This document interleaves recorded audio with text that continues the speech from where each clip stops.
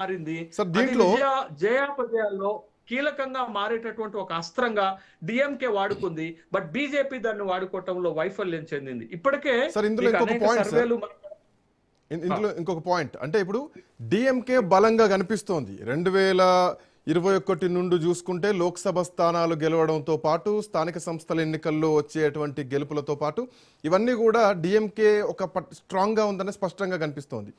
ADMK విషయానికి వస్తే జయలలిత మరణం తర్వాత పన్నీర్ సెల్వం కానీ పళనిస్వామి మధ్యలో వచ్చినటువంటి విభేదాలు, సో అందులో ఉన్నటువంటి క్లాషెస్ ఇంకా ఆ పార్టీని వెంటాడుతూనే ఉన్నాయి.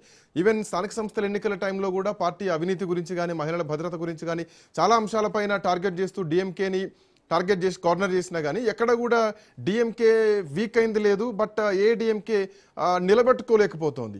సో కారణం ఏంటి సార్? అక్కడ ఏమైనా ఏడీఎంకేలో నాయకత్వ లోపం ఏమైనా కనిపిస్తోందా? లోపల ఏమైనా అంతర్గత కలహాలు ఉన్నాయనుకోవచ్చా?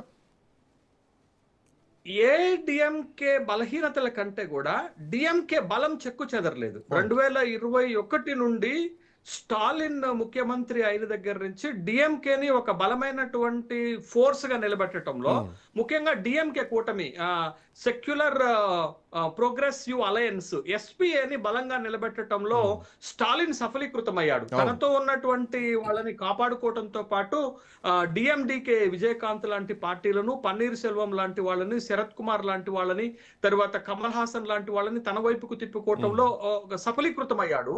తన కూటమిని బలంగా నిలబెట్టుకోవటంలో సఫలీకృతమయ్యాడు. కాబట్టి ఇవాళ 16 పార్టీలతోటి ఒక బలమైనటువంటి కూటమి ఏర్పాటు ఇది ఒకటైతే, రెండోది కుల సమీకరణాల మేరకు తనతో ఉన్నటువంటి వర్గాలను కాపాడుకున్నట్టు ఒకటైతే, మూడోది ఈ ఈ ఈ 5 సంవత్సరాల్లో తను తీసుకొచ్చినటువంటి సంక్షేమ పథకాలు తనని గెలిపిస్తాయనేటటువంటి ఒక నమ్మకంతో స్టాలిన్ ఉండటం అయితే, నాలుగో అంశం ఏంటంటే ఈ డీలిమిటేషన్ అనేటటువంటి అంశాన్ని సక్సెస్ఫుల్ గా తన విజయంలోకి ఒక కీలక పాత్ర వహించేటట్టుగా మలుచుకోవటం.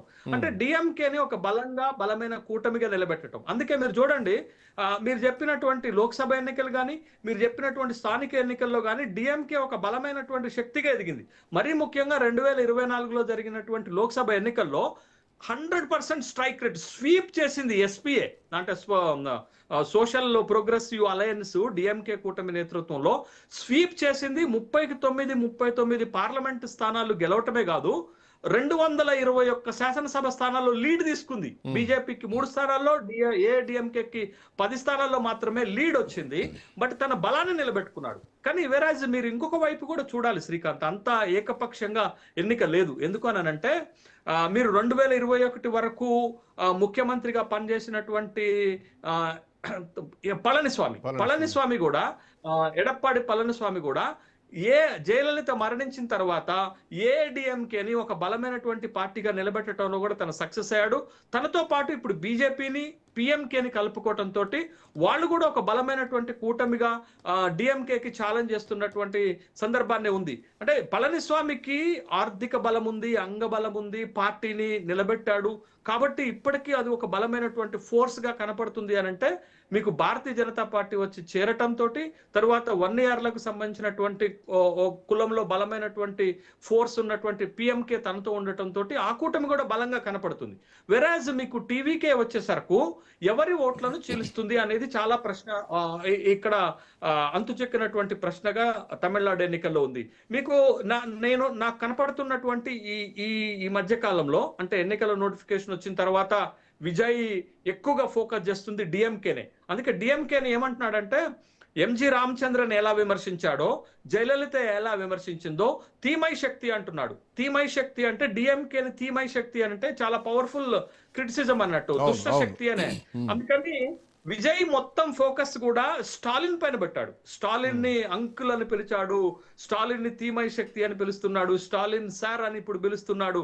అంటే అక్కడ పోటీని ఏడీఎంకేని సైడ్ అప్ చేసి డిఎంకేకి టీవీకేకి మధ్య పోటీని ఎస్టాబ్లిష్మెంట్ చేయటంలో టీవీకే విజయ్ సక్సెస్ అయినప్పటికి కూడా, బట్ ఏడీఎంకే తన బలాన్ని చూపెడుతుంది. తర్వాత టీవీకేకి యువత ఓట్లు ఎక్కువగా వచ్చేటటువంటి అవకాశాలు ఉన్నాయి. దాంతో పాటు దళిత్ క్రిస్టియన్ ఓట్లు గనక పెద్ద మొత్తంలో టీవీకే వైపుకు వెళితే అది డిఎంకేకి నష్టం చేస్తుంది. కానీ ప్రభుత్వ ప్రజా వ్యతిరేక ఓట్లు ఏడీఎంకే కాకుండా టీవీకే చీలుస్తుంది. కాబట్టి అది డిఎంకేకి లాభం చేస్తుంది. బట్ అంటే సార్ టీవీకే డిఎంకేకి పరిస్థితి అంతుందా? ఎందుకంటే అన్నిటికీ అన్ని నియోజకవర్గాల్లో విజయ్ అభ్యర్థుల్ని నిలబెడుతున్నారు, సో సొంతంగా అభ్యర్థుల్ని నిలబెడుతున్నారు. సో ఇప్పుడున్నటువంటి పరిస్థితుల్లో యువత ఓట్లు ఆయన ఈ క్రౌడ్ పుల్లింగ్ చూస్తున్నాం మనం. ఒకప్పుడు పవర్ స్టార్ కి ఎట్లాంటి క్రౌడ్ పుల్లింగ్ ఉందో విజయ్ని కూడా ఇంత తక్కువ అంచనా విజయ్ కూడా అంతే స్థాయి ఉన్నటువంటి వ్యక్తి. సో ఈ క్రౌడ్ ఓట్ల రూపంలో మారేటువంటి అవకాశం ఉందా? ఎందుకంటున్నా అంటే తమిళనాడు రాజకీయాలు కంప్లీట్లీ డిఫరెంట్. ఈవెన్ తెలుగు రాష్ట్రాలకు తమిళనాడుకు చాలా తేడా ఉంటుంది.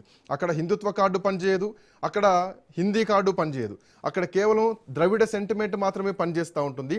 బీసీ, ఎస్సీ, ఎస్టీ, దళిత ఓటర్లు ఎక్కువగా పనిచేస్తూ ఉంటారు. సో ఈ ఫ్యాక్టర్స్ విషయంలోకి వస్తే విజయ్కి ఏమైనా కొంత ఫెచ్చింగ్ అయ్యేటువంటి అవకాశం ఉందా? ఒంటరిగా బరిలోకి దిగారు కదా. ఆ ఇమేజ్ తోటే ఇవాళ టీవీకే విజయ్ తమిళనాడు ఎన్నికల్లో ఒక సూపర్ స్టార్, పవర్ స్టార్ గా నిలబడ్డాడు. ఎందుకనంటే ఎంత ఒత్తిడి వచ్చినా, ఎన్ని ప్రలోభాలు వచ్చినప్పటికీ కూడా ఉప ముఖ్యమంత్రి లాంటి పదవులు ఆఫర్ చేసినప్పటికీ కూడా లొంగకుండా ఒంటరిగా నిలబడటమే ఒక హీరో ఇమేజ్ ని మరింత పెంచింది టీవీకేకి. కాబట్టే యూత్ ఫాలోయింగ్ ఎక్కువగా ఉంది. యూత్ ఫాలోయింగ్ కు తోడు జోసెఫ్ విజయ్ అని చెప్తున్నాడు. గతంలో విజయ్ అని చెప్పినటువంటి వ్యక్తి జోసెఫ్ విజయ్ అని ఎందుకు చెప్తున్నాడు అంటే దళిత ఓట్లు, క్రిస్టియన్ ఓట్లను తన వైపుకు తిప్పుకునేటటువంటి ఎత్తుగడ. అందుకే 2 చోట్ల పోటీ చేస్తున్నాడు. 2 చోట్ల కూడా ఆ నియోజకవర్గాల్లో దళిత, క్రిస్టియన్ ఓట్లు జయాపజయాలను ప్రభావితం చేసేటటువంటి నియోజకవర్గాలే. కాబట్టి తను ఒక స్ట్రాటజిక్ గా వెళుతున్నటువంటి సందర్భంలో అయితే ఒక వీక్నెస్ ఏంటి అని అంటే మీకు ఏప్రిల్ 21 తారీఖు నాటికి ప్రచారం ముగుస్తుంది.